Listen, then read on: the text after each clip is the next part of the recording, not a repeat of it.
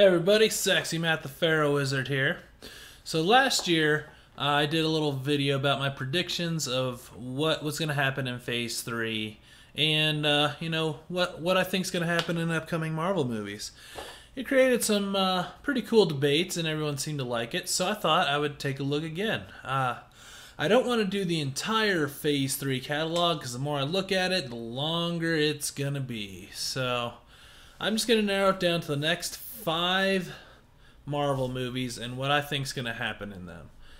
Now, before I start, remember this is all spoilers for all Phase 2 movies.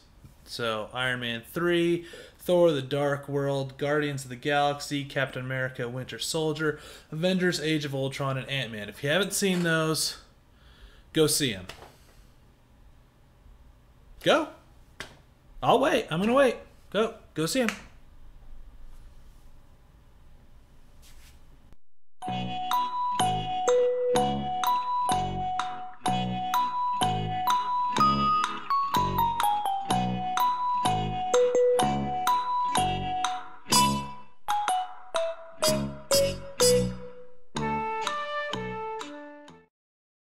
Ah, you're back. Okay. All right. So, let's continue. Captain America, Civil War. So first up, we have Captain America, Civil War.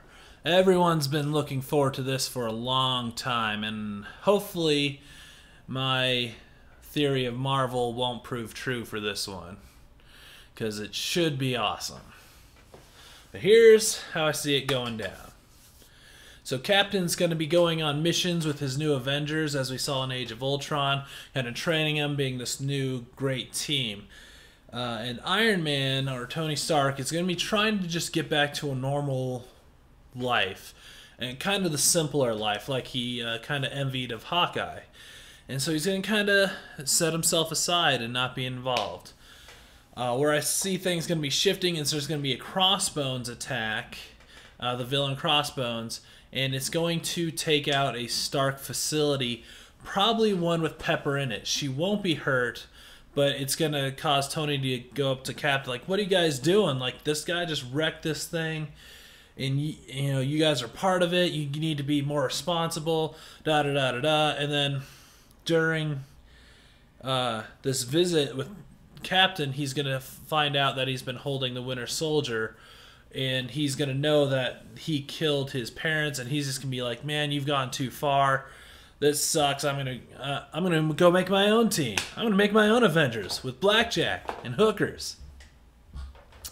So that's when he's gonna get with Thunderbolt Ross, who's dealt with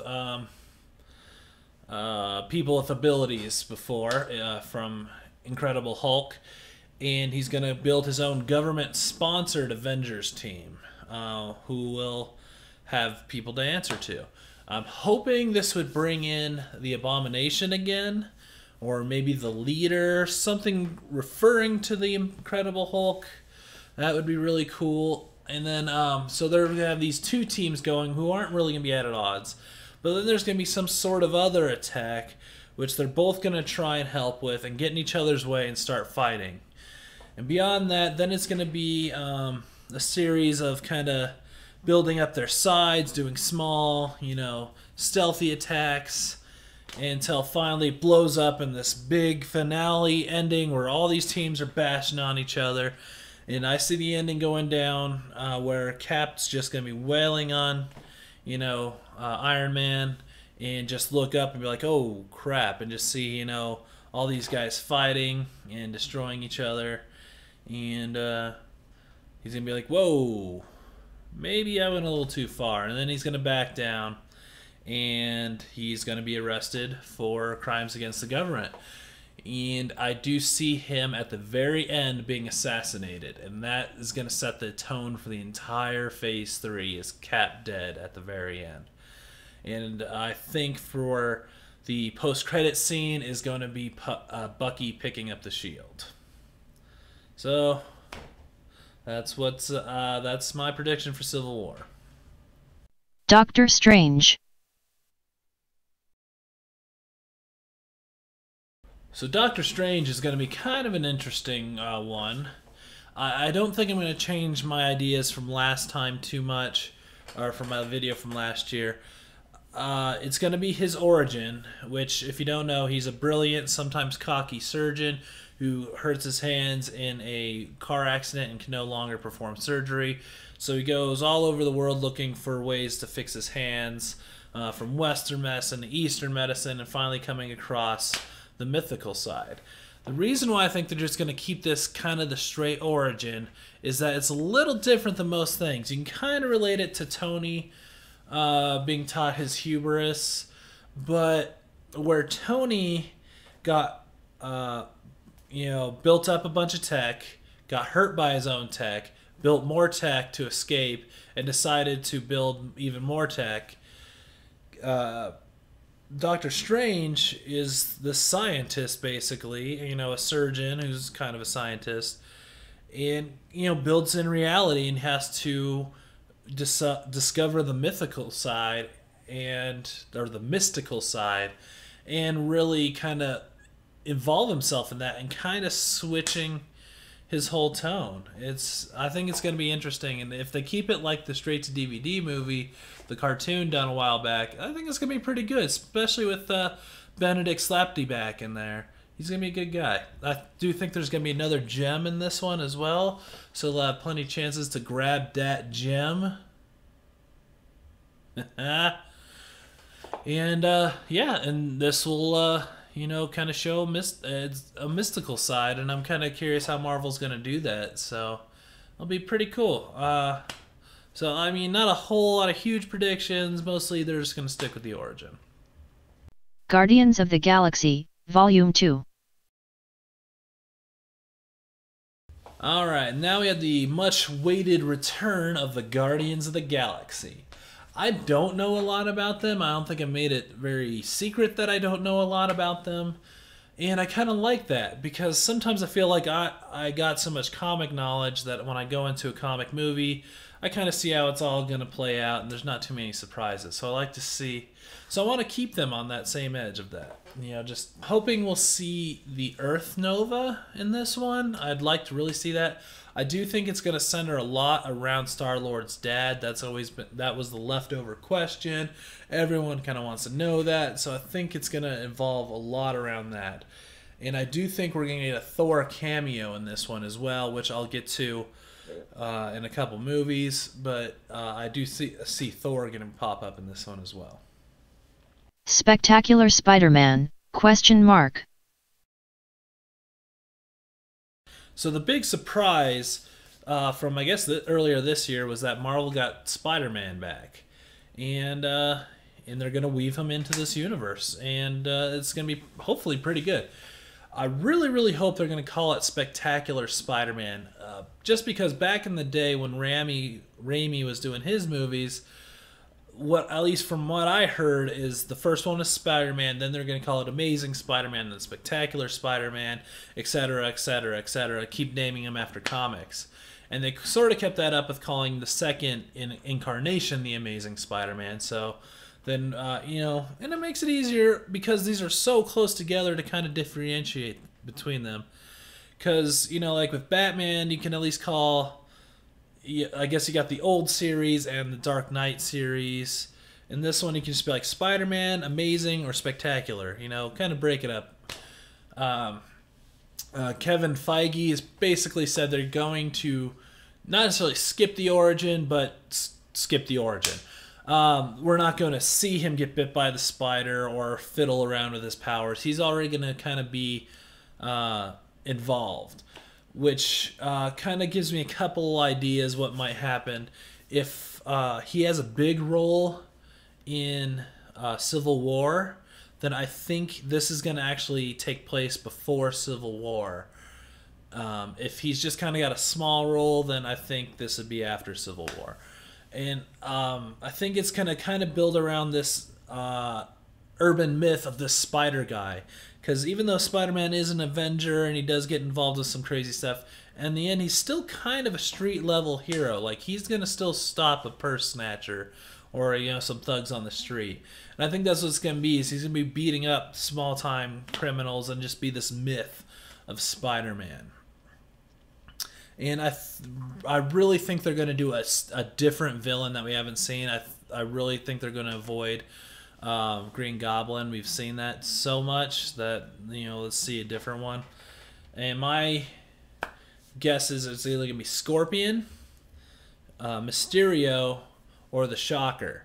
Now, the Shocker's name, which is hilarious, would actually work because Marvel has a way of not necessarily naming their villains in the movie. They never called the dude the Ironmonger in the first Iron Man. They never really called in Iron Man 2, they never called him Whiplash / the Crimson Dynamo. Or, just the Abomination was never really called the Abomination. They kind of alluded to the name saying, oh, you'll become an Abomination. And I think that could work. Just don't actually say the Shocker. Either that or have the best cameo ever and have George Takei pop on and go, oh my, the Shocker. Moving on. Thor, Ragnarok. Alright, so this is supposed to be Phase 3's Winter Soldier. This is supposed to shift the whole universe and blow everyone away. So I got a bit of a fan fiction outline for this one. So here it goes. So anyone that's a Norse mythology fan and knows a lot about that is going to hate me, and sorry. But I'm kind of sticking close to the comics, but weaving in the mythology. So we're going to see Thor looking for the gems or answers why these gems are popping up, and that's where it's going to tie to Guardians of the Galaxy Volume 2. Is he's looking for who's pulling the strings, why is this happening, and so he's going to be gone for a while. He's going to come back to Asgard, and it's going to be kind of in a disarray, because now Loki's in charge, but, disguising himself as Odin. And so I think he's going to be kind of screwing up Asgard, and, Thor's going to come back and be like, what's going on here? And Loki's going to be messing with his head even more because he enjoys doing that. And so he's going to kind of make people think Thor is crazy and maybe throw him in jail or whatever. And we'll see some interaction directly between Thanos and Loki, because I think my idea is that Thanos knows the Asgards are, extremely powerful and could be the ones that could stop him. And if he could put a stop to them before, put a stop to the Asgardians before his plan kind of goes full effect, that could, only help him out. So he's going to be kind of dealing with Loki and actually sort of tricking the trickster, I think. And so he's going to tell Loki that he needs to release Yogundir?